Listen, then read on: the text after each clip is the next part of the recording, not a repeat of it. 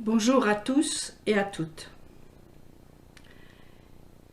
Il y a bien longtemps que j'ai entendu Va vers toi. Plusieurs fois j'ai cru avoir découvert l'oasis éternelle et chaque fois j'ai trouvé que les eaux étaient amères ou les citernes percées, donc des coquilles vides.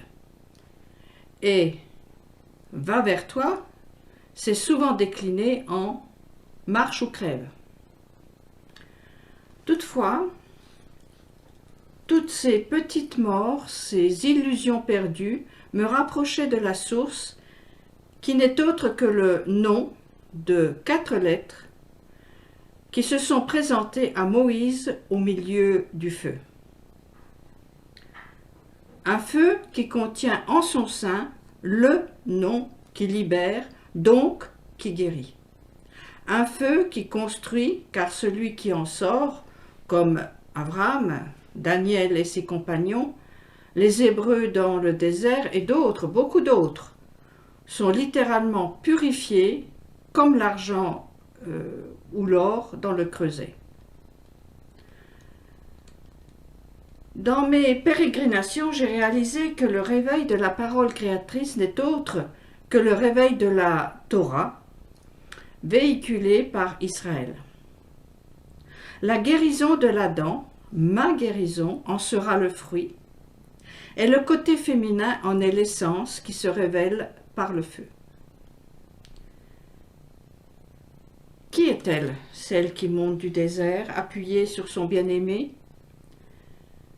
C'est sous ce pommier que j'ai éveillé ton amour, là où ta mère te mit au monde, là où ta mère te donna le jour. Place-moi comme un sceau sur ton cœur, comme un sceau sur ton bras, car l'amour est fort comme la mort, la passion terrible comme le Sheol, ses traits sont des traits de feu, une flamme divine. Des torrents d'eau ne sauraient éteindre l'amour, des fleuves ne sauraient le noyer. C'est Salomon qui parle. Oui, mais qui est-elle, celle qui remonte du feu? Une autre traduction du verset 6 est plus pertinente. Car l'amour est fort comme la mort, la passion est inflexible comme le séjour des morts, ses brûlures sont des brûlures de feu, une flamme de Yah. Ce nom, Yah, utilisé dans ce verset du livre Le Cantique des Cantiques, symbolise le masculin et le féminin unis en alliance.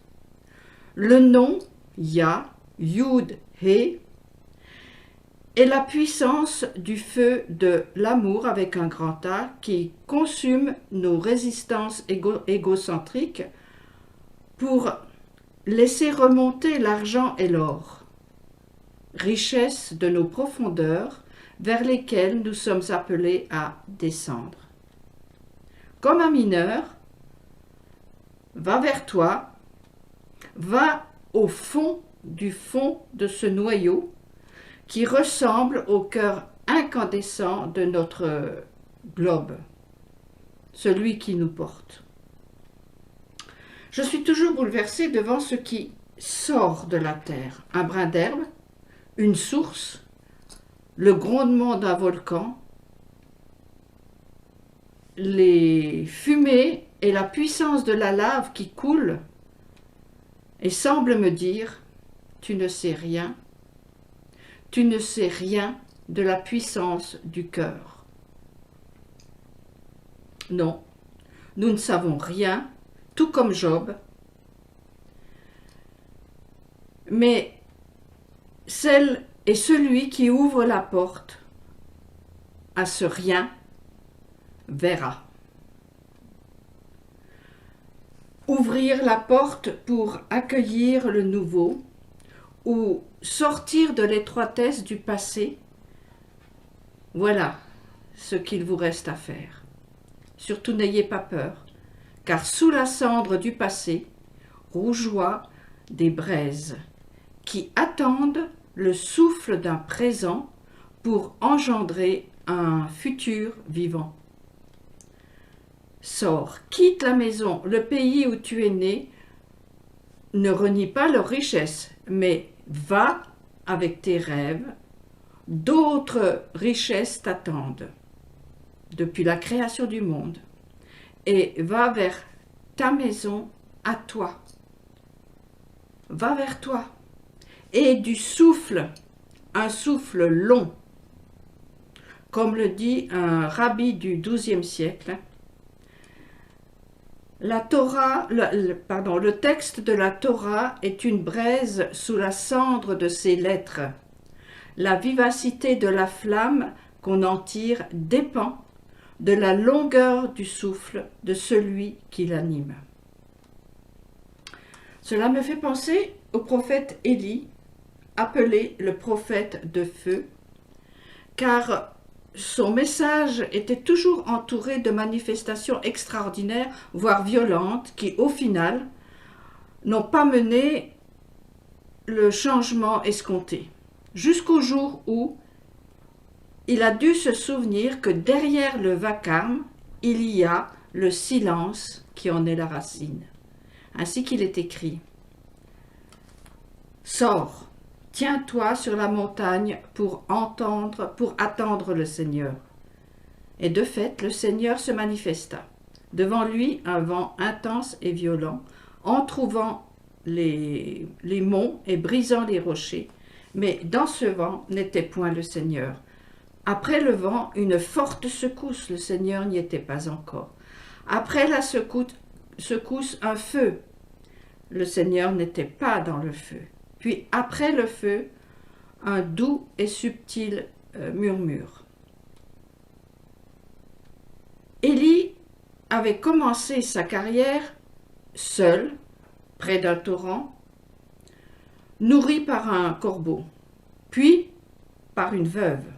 Par la suite, il a redonné au fils de cette veuve vie, en lui donnant son souffle, en lui donnant de son souffle.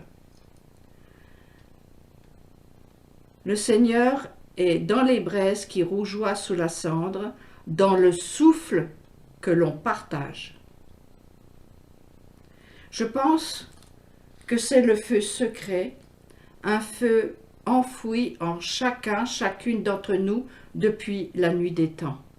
Ce feu de l'amour entre Ish et Isha, abandonné sous des tas de cendres d'amertume, de violence et de mépris,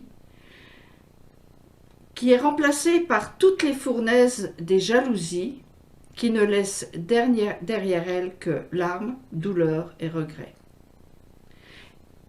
Écoute le murmure est identique à l'injonction entendue par Abraham à peine sorti de la violence de son père et de sa propre violence. Va vers toi, va vers cette aide qui est la force qui t'a été donnée et est en toi depuis toujours. La force de l'alliance écrite par le nom Yah.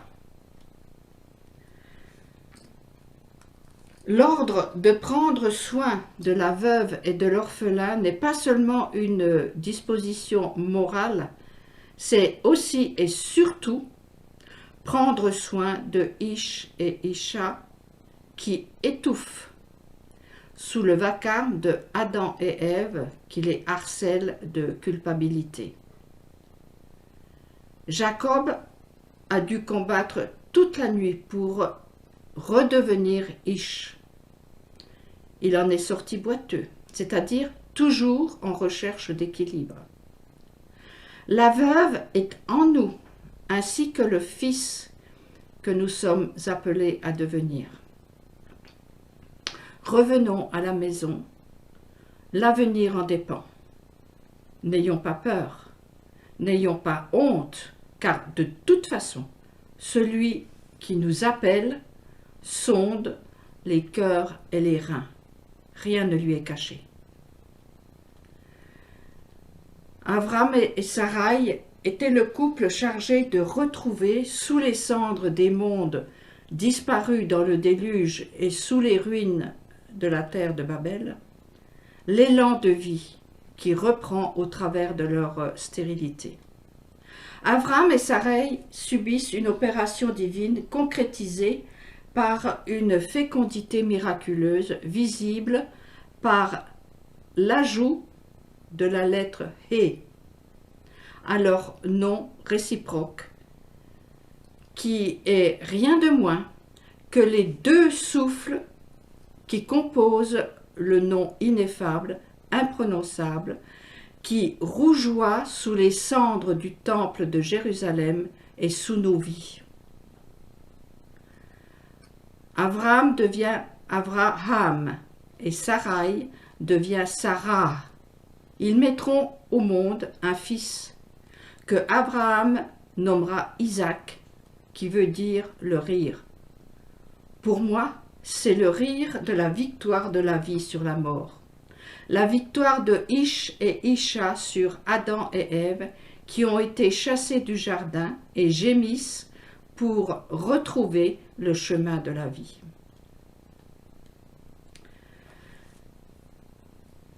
Si je partage cela avec vous, ce n'est pas parce que je me suis découverte une âme de révolutionnaire ou d'anarchiste, mais parce que, en fait, cela me fait peur. Et qu'en parler exorcise les vieux démons de la honte, la culpabilité et la soumission qui me mordent constamment les talons lorsque j'essaye de leur écraser la tête.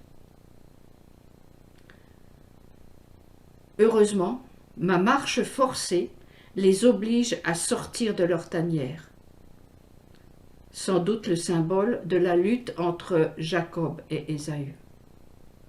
Et comme le dit Martin Luther King, si tu ne peux pas voler, alors cours. Si tu ne peux pas courir, alors marche. Si tu ne peux pas marcher, alors rampe. Mais quoi que tu fasses, tu dois continuer à avancer. Bon courage, à bientôt.